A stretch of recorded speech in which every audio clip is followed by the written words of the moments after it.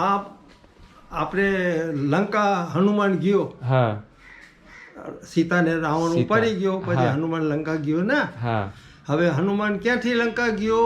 ધનુષકોટીથી. ધનુષકોટીથી, હા. હવે ધનુષકોટી ક્યાં આવી? તો રામેશ્વરથી 18 કિલોમીટર છેટે. એકવાર રામેશ્વરથી 18 કિલોમીટર ઉપર ધનુષકોટી. હા. હવે ધનુષકોટીથી 7 કિલોમીટર ઉપર લંકા, એટલે દરિયો. 7 કિલોમીટરનો આમ દરિયો. હવે દરિયો, તો દરિયા ઉપર એ સીતાને લઈ ગયો. હવે આ લોકો જ્યારે પુલ બનાવવાની વાત કીધી, તો 1440 ટાપુ છે આ લેનમાં, 7 કિલોમીટરમાં. 7 કિલોમીટરમાં, નાના. હા, 1440 ટાપુ. ઓહો.